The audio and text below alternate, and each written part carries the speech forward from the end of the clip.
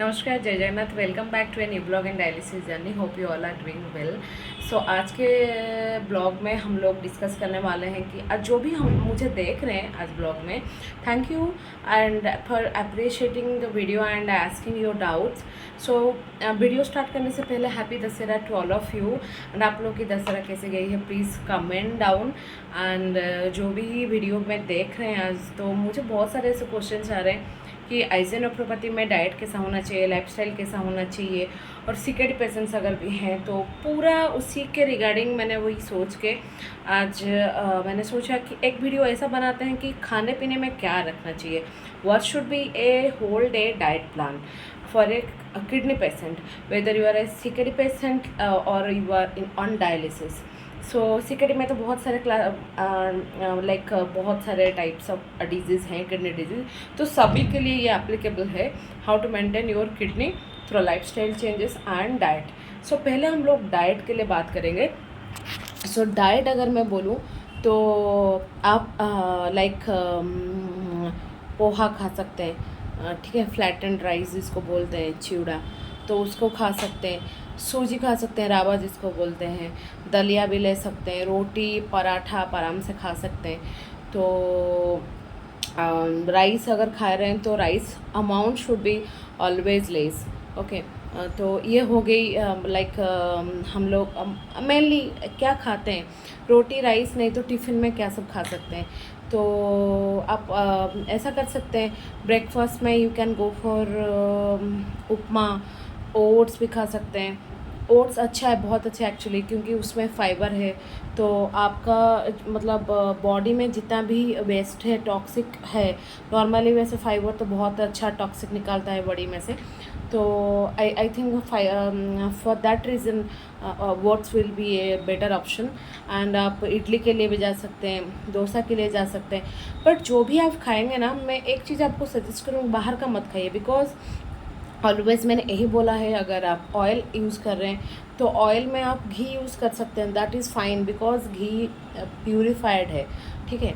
But you can go for your olive oil और rice bran oil, because they are easy to observe in your body. So olive oil थोड़ा bit costly है, so you can go for rice bran also, no issues. And so बाहर का चीज़ कौन से तेल में बना रहे हैं क्या है नहीं मालूम, तो इसलिए बाहर का चीज़ बिल्कुल भी नो। एंड पैकेज्ड फूड के लिए भी मैं हमेशा मना करती हूँ, बिकॉज किडनी फंक्शंस को वो बहुत ही मतलब किडनी के ऊपर वो खाने से, जो भी बाहर का पैकेज फूड होता है वो खाने से किडनी के ऊपर प्रेशर बहुत बनता है। तो इसके लिए किडनी का जो भी फिल्टरेशन कैपेसिटी ऑलरेडी आपका कम है, तो धीरे धीरे आपका ब्लड प्रेशर उसके लिए बढ़ता है। तो किडनी के ऊपर जितना प्रेशर बनेगा, आपका ब्लड प्रेशर उतना ही बढ़ेगा। So be careful about that thing. And coke वगैरह जो मिलता है आपको नहीं लेना है, ठीक है। आपका ब्रेकफास्ट में मैंने बता दिया क्या क्या ले सकते हैं आप। तो मूंग दाल में भी आप चिल्ला बना सकते हैं, जो अब मूंग दाल डोसा बोलते हैं, वो भी बना सकते हैं आप with vegetables, lot of vegetables. But be careful whenever you are taking vegetable, any kind of vegetable, don't go for the vegetable that grow inside the earth. Go for the vegetable that grow upper the earth. सो आप जैसे कि vegetables में हो गया आपका परवल, beans, और papaya, कुछ भी ले सकते हैं आप। बट मिट्टी के नीचे के जो भी मिल रहा है वो थोड़ा कम कीजिएगा। एंड जो भी आप वेजिटेबल्स ले रहे हैं, मेक श्योर कि उसको बॉयल करके लीचिंग प्रोसेस में, I am saying leaching process, to apply leaching process here, because जो भी आप वेजिटेबल्स लेंगे उसको थोड़ा बॉयल करके उसका पानी आप ड्रेन कर दीजिए। फिर जो भी बच गया आपका वेजिटेबल, उसमें कुछ भी आप बना सकते हैं, उस हिसाब से आप लेना चाहिए आपको। दाल भी वैसे ही मैं एडवाइस दूँगी, कोई भी दाल ले रहे हैं आप, तो mostly I will prefer for moong dal and मसूर दाल। अगर आप मूंग दाल मसूर दाल यूज़ कर रहे हैं तो थोड़ा सा उसको बॉईल करके आप पानी निकाल दीजिए। Again we can make some dal और any the dal related anything you want. So उसी हिसाब से आपको कुकुम्बर भी लेना चाहिए, थोड़ा सा अगर कैरेट ले रहे हैं सैलेड वगैरह के लिए आप ले सकते हैं, नो इश्यूज़। रेडिश भी बहुत अच्छा है, मिट्टी के नीचे मिलता है बट किडनी के लिए बहुत अच्छा है। और मिट्टी के नीचे के हिस्से के जो भी चीज़ है लाइक योर हो गया आपका onion, ginger, garlic, they are very good for your kidney because it rejuvenate the kidney functions actually. और आप जो भी खाएंगे थोड़ा थोड़ा करके खाइए, और लाइक दिन में 5-6 बार खा सकते हैं, but at a time don't go for a heavy meal because it will increase the pressure on your kidney.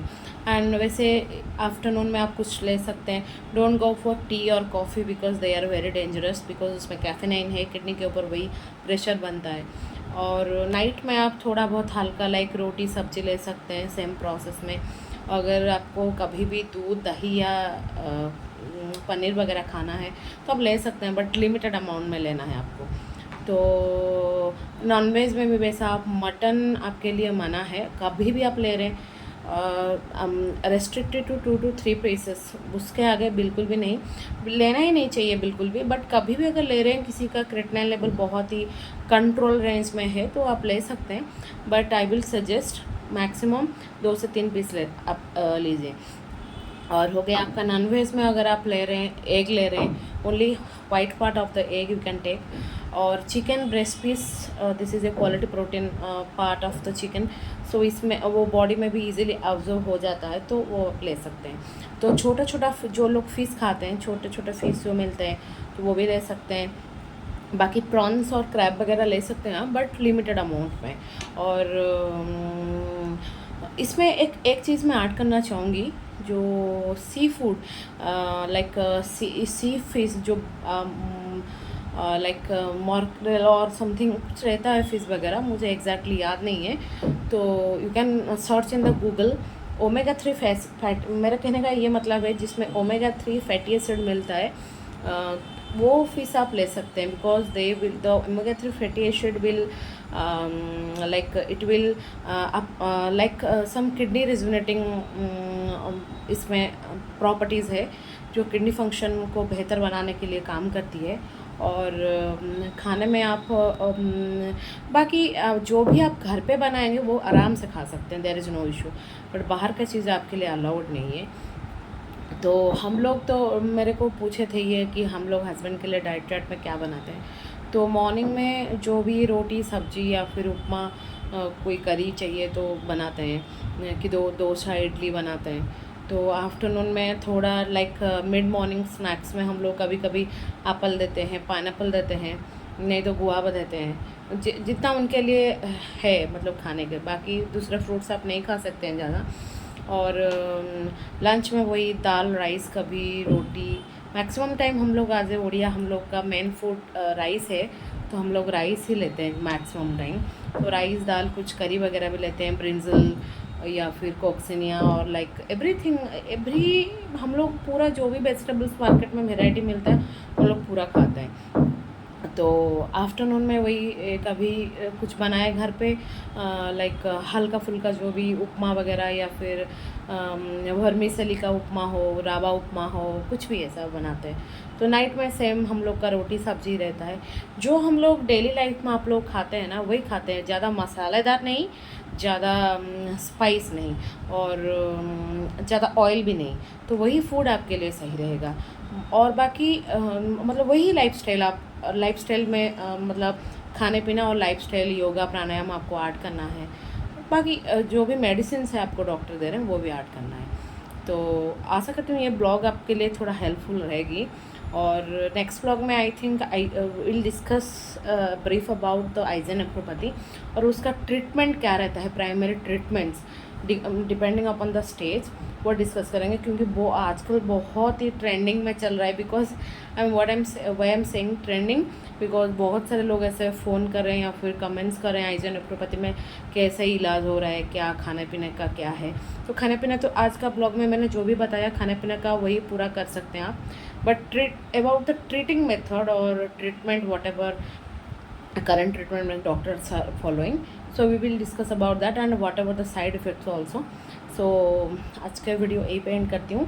आशा करती हूँ आपको बहुत अच्छी रहेगी एंड आई थिंक अगर आपको ये वीडियो थोड़ा भी कुछ हेल्पफुल लगे या फिर कुछ वैसा लगे मोटिवेटिंग, तो आप लाइक शेयर सब्सक्राइब ज़रूर कीजिएगा चैनल को एंड वीडियो शेयर कीजिएगा हर एक के साथ, लाइक जिसको भी ये चीज़ का एटलीस्ट रिक्वायरमेंट है। तो मिलते हैं नए ब्लॉग में। Bye bye.